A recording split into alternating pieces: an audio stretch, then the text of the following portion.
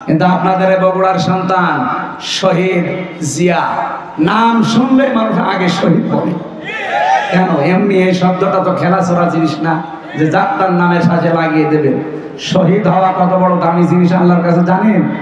শহীদরা মরে গেছে কথা বলা নিষেধ, শহীদরা মরে গেছে ধারণা করাও নিষেধ।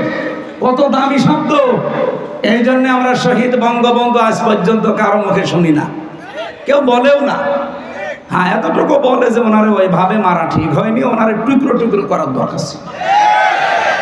কিন্তু শহীদ জিয়ার নাম শুনলে আপনি বলেন, নাম শুনলে আগে মানুষ শহীদ বলে। উনি যে কাজটা করে দিয়েছিলেন আরাফাতের ময়দানে, ওনার জীবনে কি কবুল হবে না হবে আমি জানি না, তবে এই কাজটা আমার মনে হয় আল্লাহর ভালো লেগেছে। লক্ষ লক্ষ মানুষ সেখানে যে ছায়ায় আশ্রয় পায়, আমি নিজেও সে আশ্রয় ছিলাম ছায়ায়। মন থেকে এমনি দোয়া আসে, আল্লাহ এই ছায়াটা যিনি দিলেন তৈরি করে, তার মাথার উপর তোমার কুদরতের ছায়া তুমি দিয়ে দিও। আরাফাতের ময়দানে হাজিরার দোয়া আল্লাহ ফেরত দেয় না, কবুল হয়। লক্ষ লক্ষ হাজিরা এই দোয়া করে শুধু এই নিম গাছের জন্য, কবুল হবে না? আমিও মন থেকে লোকটার জন্য শ্রদ্ধা এবং সম্মান নিয়ে দোয়া করি, আল্লাহ যেন শহীদ জিয়াকে শহীদ হিসাবে কবুল করে এবং তাকে যেন মাফ করে দেন। বলেন আমিন। এই জিয়া পরিবারটা আপনারা জানেন একটা মাজলুম পরিবার। তার একটা ছেলেকে মেরে ফেলেছি, বড়টাকে জেলে রেখেছিল, একটা ছেলে তো বাইরে।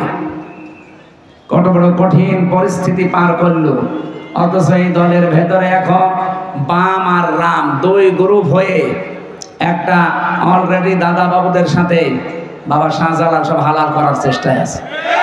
তার একটা গ্রুপ যেটা ডানপন্থী, এত কঠোর, কোন ভারত না কোন পাকিস্তান না, এই দেশ চলবে আমাদের নিজেদের ভোটে।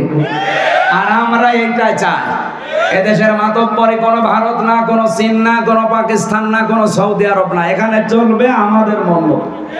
যেহেতু ৯৬% মুসলমান এখানে আমরা বাস করি, আমরা আল্লাহর গোলাম পরিচয় দেই, সুতরাং আমরা আল্লাহর বিধান এখানে চাই। এই ব্যাপারে কারো যদি দ্বিমত থাকে হাত তোলেন, তোলেন।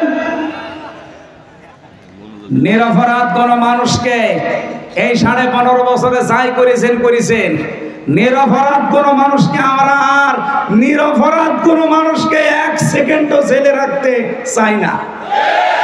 এই জন্য 15.5 বছরে যারা মিথ্যা মামলার আসামি, যারা মিথ্যা সাক্ষীর জন্য জীবনটা শেষ করে দিল, আমরা চাই কোনো বিচার করার দরকার নেই।